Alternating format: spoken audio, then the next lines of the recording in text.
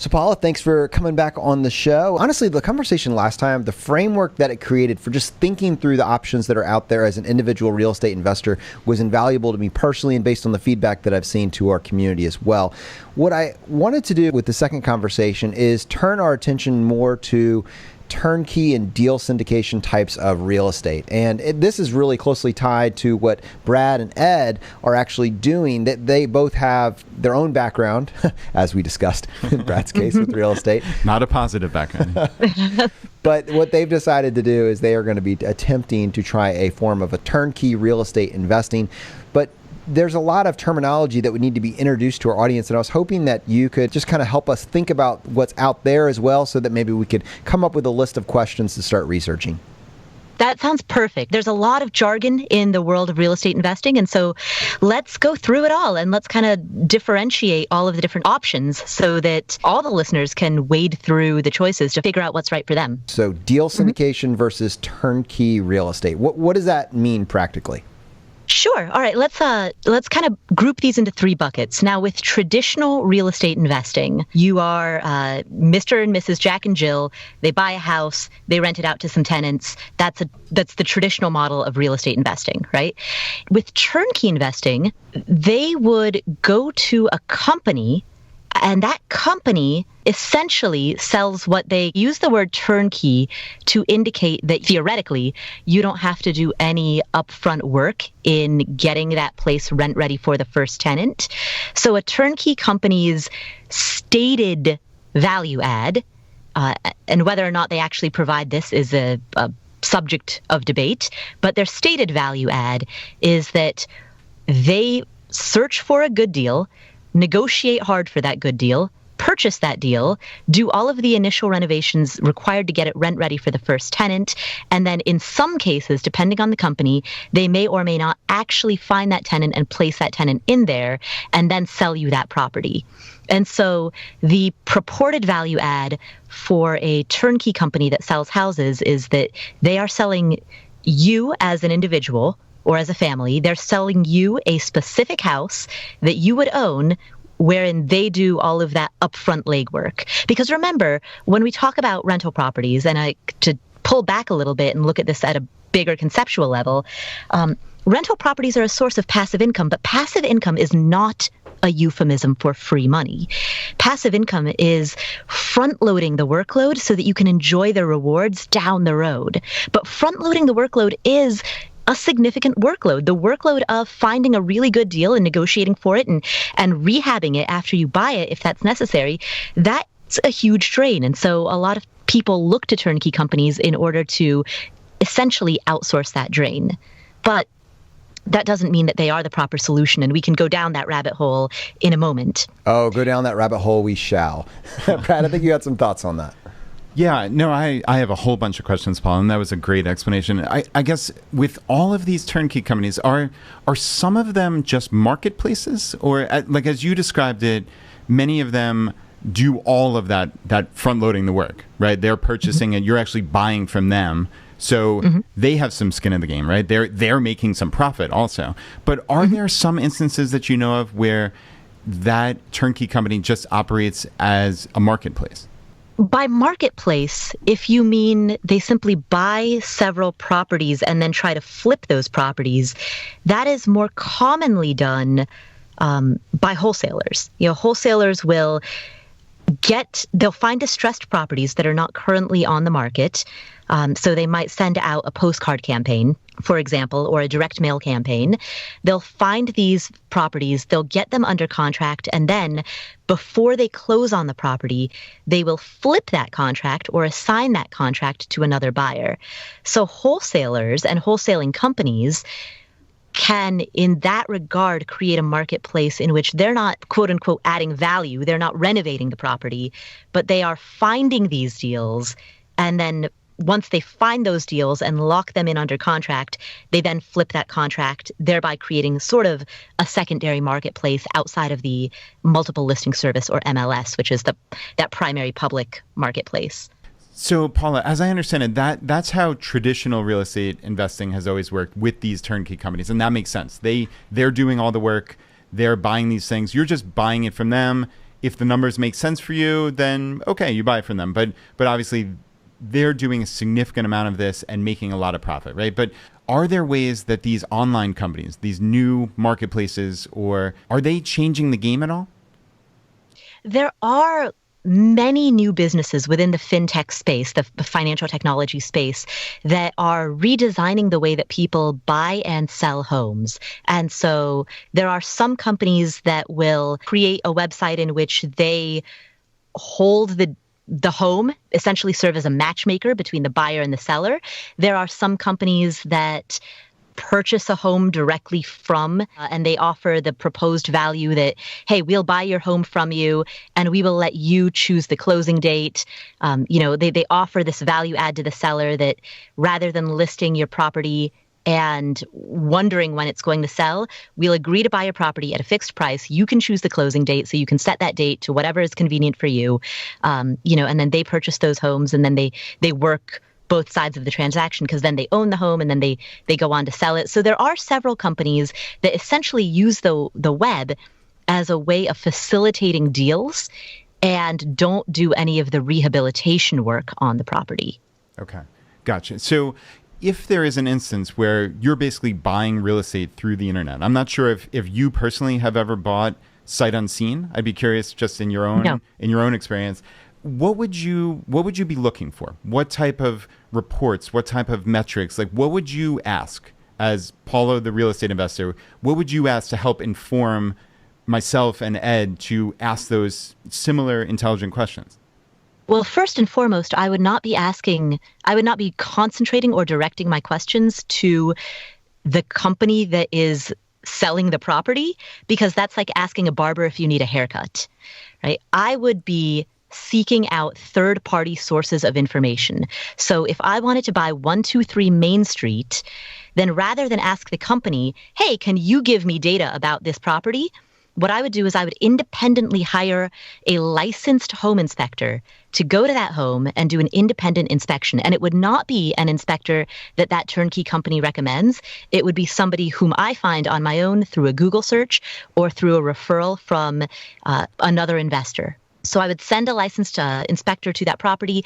I would also, and this is redundant, and some people may argue that it's unnecessary, but I would also, in addition to that, hire a licensed general contractor to do a second redundant walkthrough. That's going to cost a few $100s, but in my opinion, an extra $300-400 is a great use of money to have two independent third parties provide two different sets of eyes on that property.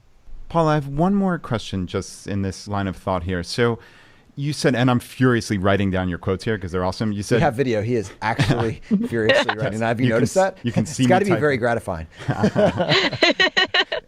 So you're saying, obviously passive income is not a euphemism for free money, and you're talking about front loading the workload here, right? Which makes perfect sense. I get that.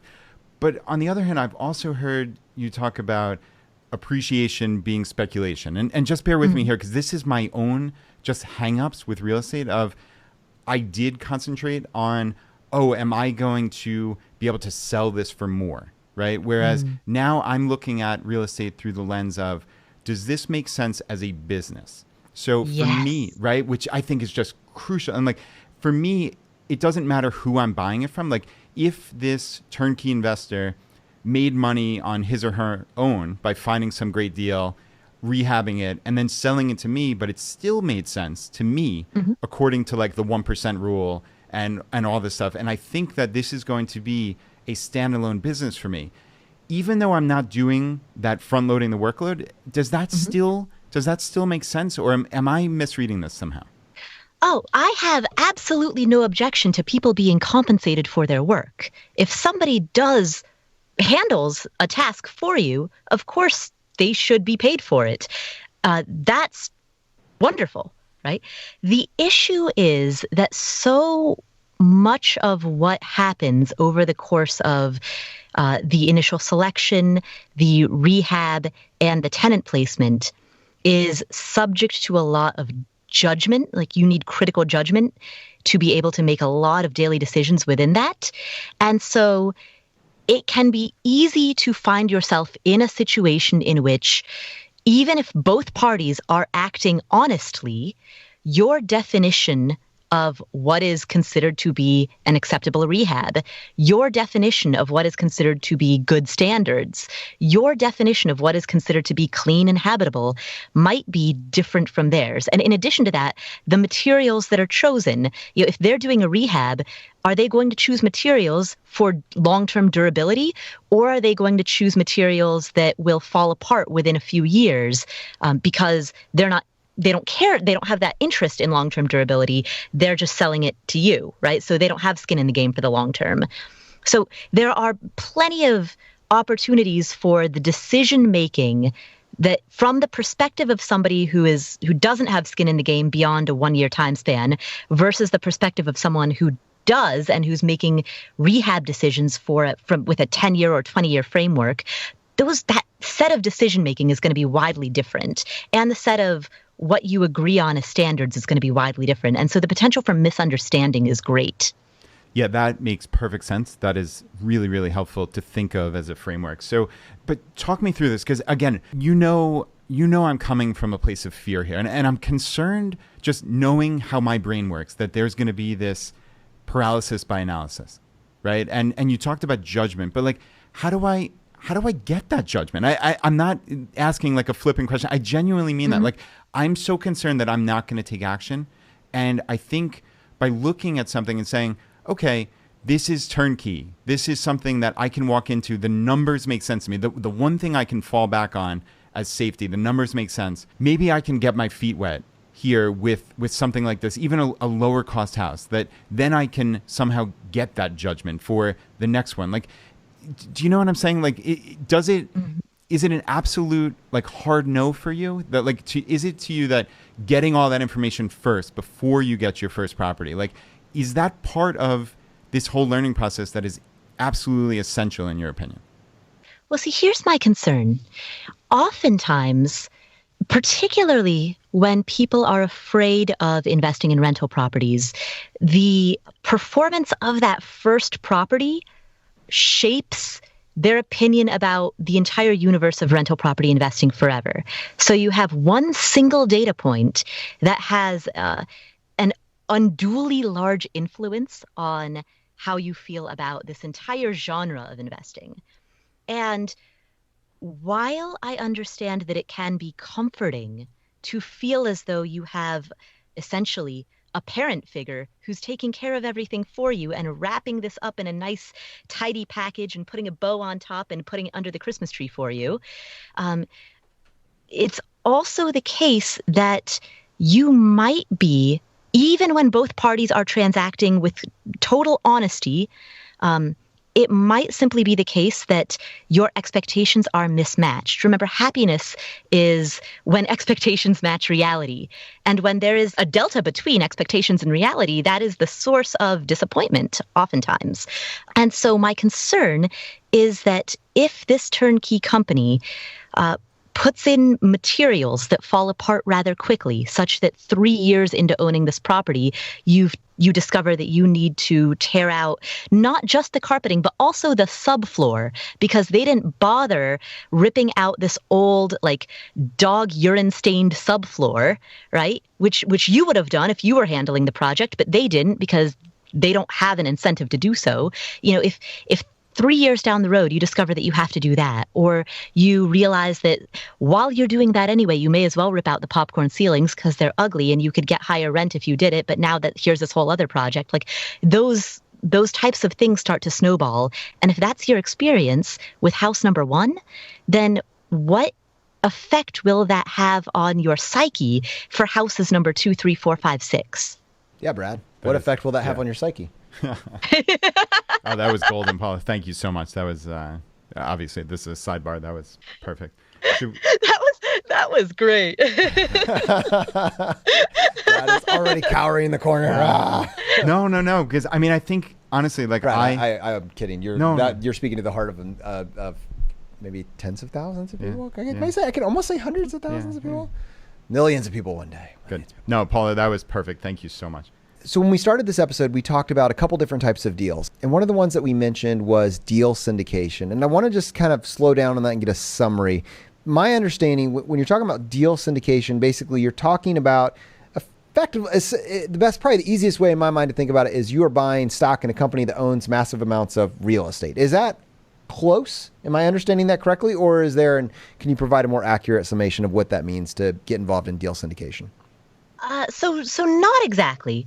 So think about the difference between choosing an individual stock versus choosing a mutual fund. If you're buying one particular house, if you're buying 123 Main Street, you are, in essence, choosing an individual stock. But if you are buying a mutual fund, then you can't just throw your money blindly at any actively managed mutual fund. And I realize actively managed mutual fund is a bad word around here, but let's just use this as an example, right? Imagine that for some reason you decide to buy an actively managed mutual fund. Your job is to choose a fund manager, right? And so that's essentially what you do if you go into a deal syndication type of framework. So with a deal syndication framework, what you're doing is you're choosing a professional manager who manages an individual deal. For example, you might go on a deal syndication website or a crowdfunding website, and you will be one of many investors who buys an apartment complex in Fort Myers, Florida. And on the surface, this might feel safe because there's safety in numbers. And look, if everybody else is doing it, then the bandwagon effect says that I'm making a good decision. But choosing that particular fund manager and also choosing that particular apartment complex and choosing that that's going to be in Fort Myers, Florida. I mean, why that location? What's the positioning? How efficient are the operations of that manager? What's their track record of management, right? These are all the questions that you have to ask. And so going into a deal syndication type of platform is not a get out of due diligence free card in the same way that buying an actively managed mutual fund does. If you're actually going to do that correctly, which I don't recommend doing, does not absolve you from the same level of due diligence that you would have to do if you were buying an individual stock. In either regard, you're buying a particular investment, which means you don't have a diversified portfolio, you have concentration risk, and you have to do higher due diligence, I think probably doing your due diligence on deal syndication feels like another episode entirely. Probably going to set that one to the side. The other topic that we talked about, turnkey rentals, we kind of use that as a framework, and I feel like we went down two forks, one of them being some middleman intermediate company finds and sells you a rental that they have already done all the heavy lifting on. That this thing is ready to go, take the keys, it's yours. That was one aspect. The other that we kind of alluded to, and I think that Brad and Ed are leaning towards, is trying to find a marketplace for rentals that are available. So deal syndication. The second thing that we were talking about was this idea of turnkey rentals. And in my mind, based on the conversation that I've been listening to up to this point, Brad had so many questions. This conversation that I've been listening to, there's a fork in the road there where they kind of mean different things to different people. There's the traditional turnkey, which is someone does all the heavy lifting for you, hands it over, and hey, it's perfect. You haven't had to think about it. And the other one is effectively a marketplace where you are able to find rental properties as opposed to finding maybe a single family house or something like that. You're actually finding something that is being marketed as an investment rental property. There's a slight different pivot there. Let's assume that this hypothetical Brad and Ed, after looking at all their options, decide to proceed and purchase a property. I mean, they're kind of going down this route. They think they found something on the marketplace that works for them. The keys have been handed over, and now they are a landlord. What I think separates out someone that gets started on the path for someone that continues to scale, so it's a one-off versus an enterprise, basically, is that ability to build a team. I don't think that we can put enough emphasis on the fact that the reason that you are still doing real estate now is because you have scaled and built a team. Is that a correct assumption?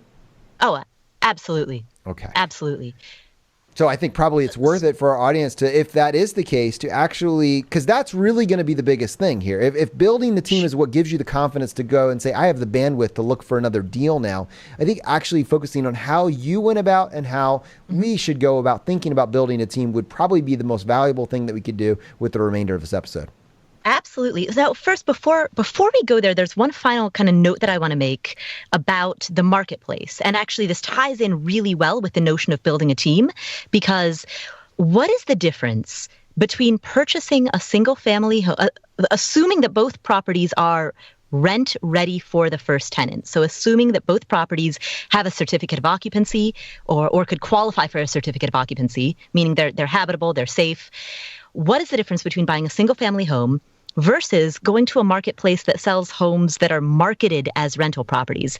The difference is the presence of a tenant.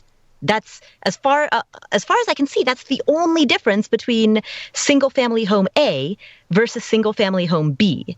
So if what you're paying a premium for is the presence of a tenant, I mean, first of all, to frame that in purely mathematical terms, how much would it cost you to pay a property manager to do some showings and put a tenant in there? I can tell you exactly, it'll be at most 1 month's rent. So the premium that you should pay if you go to this marketplace is no greater than 1 month's rent. Maybe if you want to be very generous, 2 months' rent if you want to account for that first month of vacancy. That's the max that you should pay. Second of all, if you are relying on somebody else to choose a tenant for you, how do you know that you approve that tenant? Remember, a tenant is functionally somebody who is living in your home, and that's kind of a big deal. So is their criteria for tenant selection the same as yours? Would you have approved that tenant if that tenant had come to you? That's a decision that you get to make. If your property manager does the showings and places the tenants, it's not a decision that you get to make if you inherit a tenant from the seller. So on the MLS, the multiple listing service, oftentimes if a house is for sale and the buyer has to inherit a tenant from the seller, that's often seen as a drawback. So I think it's a little bit amusing that there's a marketplace that has framed that as a benefit. Like they've taken the bug and turned it into the feature. That's awesome. I love this. All right, so this is fantastic. So there are so many people in our audience who have purchased property and inherited a tenant, right? I mean, that is, I'm sure that's actually relatively common. How did you go about building your team? Like, I mean, before you have gone through this vetting process of trial and error, like just help us go through who is on your team now. Sure. So we'll start with the property manager since we've been talking about tenant placement. With the property manager, a couple of things. I've gone through two. I hired one, and she was great, but I didn't have enough context to recognize how great she was, and so she charges. She charges on the higher end, so she charges at 10% of gross rent. Plus, if she places a tenant, she charges 1 month's rent for that. And that's on the higher end. There are a lot of property managers who might charge 8% or 9%. Some of them go down to 7% even. And unfortunately, and I fell into this trap myself, there was a part of my brain that said, maybe I can get a cheaper deal. You know, like I did the math, and the savings of 1% compounded over the next 250 years turns into a lot of money. You're a billionaire. You know? Yeah, exactly. And so in my unwise quest to over-optimize, to focus on the P's rather than the steak, I then made the mistake of hiring a different property manager for a different property. You only charged 4%. They charged 9%. So it was a savings of 1%, and I patted myself on the back and thought that I was brilliant, and everybody lived happily ever after. Unfortunately, that wasn't the case. What actually ended up happening is that I then developed the context and the wisdom to understand comparatively what the difference between these two were. And they are as follows, and I hope that this information can help the listeners evaluate property managers as they're working with them.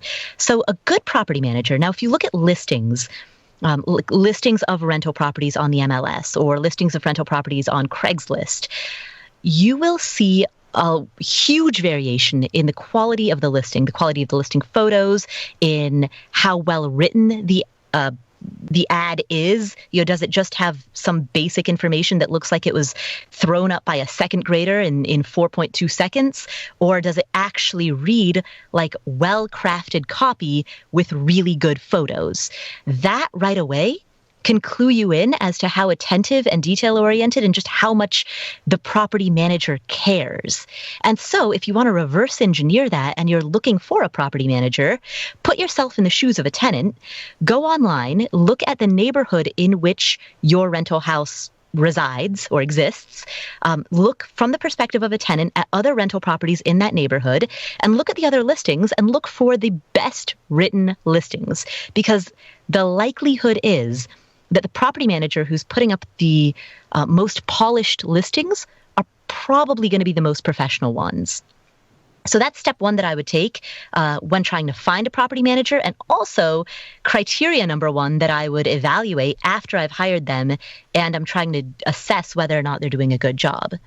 I love that. And I'm going through the process of selling my home now, which is honestly, even more than buying a home, it really puts you in the position of someone that's closer to real estate than as a buyer. A buyer, you're just like a very expensive Amazon shopper, effectively. You're looking at review, but as a seller now, you're thinking about this as a business owner. This is a massive, massive transaction. And it obviously goes the other way, but it's very interesting to be on the other side of it. And you become very acutely aware of how long your home sits on the market, how good the copy is, how good the pictures are. Like, wait till you're a seller to suddenly be able to evaluate how good an MLS listing is. That's truth right there. All right, go ahead. Exactly. What's the next one? To quote you are speaking to my soul right now. Thank you. Yeah, that's exactly it. And the same is true with rental listings. If a rental listing is very well written, then the management company that created that's the company that you want to hire. If it's not, avoid them, because if they put that little care and effort into the listing, how much care and effort are they going to put into managing your property? So that's where I would start. And then beyond that, the issue with an unprofessional property management company is that they often can let problems fester until they become even more expensive than they otherwise would have been. So, if a tenant submits a complaint about, say, something that's leaking, and the property management company drags their feet on it, well, that leak can turn into very expensive water damage. If the tenant simply feels as though they're not getting good service, and so rather than renewing their lease, they decide to move out, now you have a turnover and a vacancy. That creates an added expense. If property management company doesn't do a walkthrough at a minimum of once a year, and there's a tenant who stays long term, but then 4 years later when they go to move out, it turns out that they've just trashed the place and you have to redo everything, well, that's a $10,000 to $15,000 mistake. So a bad property manager can be very, very expensive. And so what I would encourage all the listeners to do is, when you are evaluating property managers, don't do what I did. Don't make the mistake of trying to nickel and dime a % or two off of their fee. Go with the one who consistently shows the best results. Go with the one where when you contact them and you say, hey, what are the dimensions of the refrigerator? They get back to you right away. This is an actual example. I contacted a property manager once and I said, hey, what are the dimensions of the fridge? Because I was thinking about replacing the fridge. And they got back to me and they were like, oh, it's 30 cubic feet. And I was like, well, great, thanks. Now I know how much water it's going to displace when I throw it into a lake. But what are the actual dimensions? Yeah, like I can't work with that if I'm shopping for a fridge. And that's just basic like renovation. Now I know how much water it's going to displace when I throw it in the lake. Tell me you had that written down somewhere. What do I do with a cubic foot? Well, clearly you tried to displace the water in the lake. That's amazing. Sorry, sidebar. Yeah, I mean, seriously, that was what I said. I remember exactly. I was sitting at a Thai restaurant. I checked my email because that's the problem in and of itself. I probably shouldn't be checking email while I'm eating Thai food. But I checked my email. I got the email that said it's 30 cubic feet. And I remember exactly saying that line over the lunch table, being like, how can I possibly shop for another refrigerator with that information? Like, I need to know the height and the width of the fridge. Come on, guys. Don't you do this for a living? So when you see examples like that, that's an indicator of unprofessionalism. And the mistake that I made was that I kept giving them the benefit of the doubt. I kept saying, well, they were a little sloppy here. They were a little sloppy there. Yeah, I had to follow up with them 3 times just to figure out the freaking width of the fridge. But that's okay. It's not a big deal. And I didn't just follow my gut, which was fire those property managers, fire fast. Yeah, and Paula, that's a perfect example once you've already hired. But let's say you're me, right? Like, You just gave me gold by saying, look for the listings, right? Look for the people who are writing listings that you would be attracted to. So, I mean, clearly that is a great one, but are there other things that I should be looking for when actually hiring a property manager in a town that I've never visited, never been to before, know nobody there? What else do I look for, or how do I even make an intelligent decision beyond looking for these good listings? So one thing that I would do is, first, as context, property managers often specialize in a particular section of a given city, right? So a broad metropolitan area is large, and large metro areas, it might take 2 hours to drive from one side to the other. And so property managers often concentrate on particular sections of the city or particular neighborhoods. So what I would do is put yourself in the perspective of a tenant. Go online and look at other properties in that same neighborhood or that same zip code, and look at who has the bulk of the listings. And you'll find, when you look at the property management companies that are representing properties in that area, you'll find a couple of names stand out. There are a few property management companies that have a disproportionate share of the listings in that area. And when you find that, those are the first ones that I would contact, because it means that they have location familiarity, they have neighborhood familiarity, they're already working that turf. So that's one good way to start. Another way to start, most property management companies will have a website in which they show all of their listings. What you could do is go on their website, look at the listings that they have, make notes about what, or take screenshots to look at what they have, wait for 2 weeks, and then go back and relook at the listings again to see which of those listings are still up for rent and which ones have been filled. And if you repeat that, let's say at 2-week increments, you'll get a pretty good sense of how quickly they fill their spots. That's great advice. Yeah, absolutely. And so let's say that, after doing some of their due diligence and finding one of these in-demand premium property managers that do high quality work, because we're not trying to cheapskate on this. We're making sure the numbers work. It's built into our deal. We're thinking about that ahead of time, but we've got somebody on our team. The foundation of our team is making sure these things stay filled with high quality tenants, and this property manager is doing that for us. We're now looking at adding additional members to our team. How many other people make up your team? So in addition to the property manager, there's also a general contractor and or a handy person who I kind of always have on call. Now, the difference between the two, and I kind of refer to these as a general contractor versus a generalist contractor or handy person. A general contractor, which is abbreviated as GC, is a licensed designation. And a general contractor is often hired for a major rehabilitation project. So if you're doing $15,000 worth of work on a property, you are demoing the kitchen and all of the bathrooms, and you need not just a team of contractors, but also specialty subcontractors like electrical, plumbing, HVAC. Then you would hire a general contractor who would essentially serve as the project manager over that entire scope of work. And that is a great member of your team to have when you need to do a large scale rehab. But for smaller rehabs, it's nice to have kind of a jack of all trades handy person who you can call for minor repairs and maintenance. Now, I will say, if you are working with a property manager, that property manager is going to have multiple people who they already work with. So if you're investing out of state or out of town, then your property manager is going to already have these contacts lined up, and they'll say, hey, I've got these 3 GCs that I normally work with, or I have this list of handy people who I work with, or this list of electricians or plumbers. So part of the value that they provide is that entree to those contacts.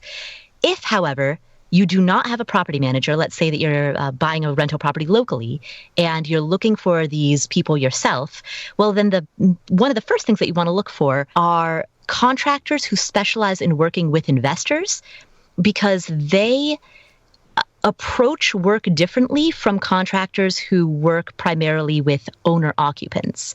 When you have an owner-occupant who wants a contractor to work on a property, there's a certain degree of, frankly, administrative overhead that goes with serving that type of clientele. You need a website, you need brochures, you need matching shirts. That's the type of stuff that you get when you're a contractor serving retail buyers or owner-occupants. When you're serving investors, you don't necessarily need that. You often, as a contractor, operate on word of mouth. You may have a team, but they certainly don't have like matching shirts with collars and a clipboard. And you get references to those contractors by talking to other investors. And so what I would do is go to, if you're local, go to meetups. And if you're not local, then go to online forums in which you can find other investors and get recommendations for contractors from them, because you specifically want the ones who specialize in working with investors. Paula, I have a question in, I guess, scenario A. So you've spent a lot of time kind of front-loading, finding this property manager, and obviously you trust them, right? So you had a scenario where they have 3 general contractors. Mm-hmm. Do you then interview those general contractors? Do you just take the first name? What do you do once you've already trusted this property manager, obviously? How would you move forward? And if you do contact the GCs, what questions do you ask them? So what I do is, the GC will go through the house and create an estimate for the repairs, and that estimate will be broken out into specific line items. So for example, that estimate might say, interior and exterior paint will cost X amount of money. Trimming back the tree limb that is overhanging the roof is going to cost Y amount of money. Replacing the dishwasher is going to cost Z amount, right? And they'll have different amounts for each different line item. What I've often seen is that general contractors will, sometimes when you look at that estimate, some of those line items will seem reasonable and other ones will be a little high or a little wildly off the mark, but you only get enough context to be able to know that if you have multiple line itemed estimates. So what I would do is I would collect at least 2 or 3 line itemized estimates, and then you can cross compare between the two. And at that point, you can start negotiating. I mean, I actually just did this quite recently for one of my properties. I had a property manager go to her favorite general contractor, and he gave me a line itemized estimate for the renovations of the property. And then in this particular instance, I had a contractor who I've worked with personally, who's not affiliated with the property manager. And so in this particular case, I was a little biased because I wanted to award the job to him. So I just emailed him the bid with an email that had exactly 1 sentence in it. I just said, beat this and the job is yours. Nice. Yeah. Nice. It's good to have a network, and I like that a lot in terms of building out your team. And these 3 individuals really seem to be the core of that. I feel like once you have those 3 in place, it starts to feel like this is manageable and this is something that you can scale out. And at that point, it's just looking for another deal that meets the requirements that you've stated when doing your research. Absolutely. I mean, when you're looking for a deal, remember, regardless of whether you buy directly through the MLS or whether you buy through a wholesaler or whether you buy through a new fintech startup marketplace or whether you buy through a deal syndication website, regardless of the medium through which you buy, the level of due diligence is the same. Like, no platform is ever going to get you a get out of due diligence free card. And so ensuring that you are getting the deal that you think that you're getting is your responsibility. And often that means sending in third parties, hiring that, as we talked about at the beginning, hiring a licensed inspector to go in and who is not affiliated with any of the other parties in the transaction. To go in and give you an independent assessment, hiring a general contractor to go in and give you a redundant independent assessment, rather than taking the seller's word for it when it comes to price history of the property or square footage of the lot, going to county website and running a public records search and pulling up those actual public records on a property so that you can see the county documents of the property that you're buying. Like those things are all your responsibility, and it doesn't matter if you're buying from A or B or C or D, regardless of the platform. That's the job of real estate investing at its core. Yeah, Paula, that is an amazing framework to approach this. So I cannot thank you enough. That helps me more than you can imagine. And I'm certain that it helps tens of thousands of people who are listening to this. All right, Paula, thank you so much for joining us on the show today. We so appreciate your time. To our audience that's listening to this, maybe for some reason, living in a vacuum this entire time, they've never heard of you before. What is the best way for someone to find out more about your podcast, your show, and connect with your content? So I am the host of the Afford Anything podcast. You can find me wherever you download your favorite podcasts. And I also have a course on real estate investing, and we only open for enrollment twice a year. We open once in the fall and once in the spring. And it happens that this week, the week of September 23rd through September 27th, 2019, is the week of enrollment for our fall semester. So if you go to affordanything.com/enroll, you can learn all about the rental property investing course and enroll if you are so inclined. Again, that's affordanything.com/enroll this week only. Paula, thanks so much for joining us on the show today. Thank you. Thank you for having me on.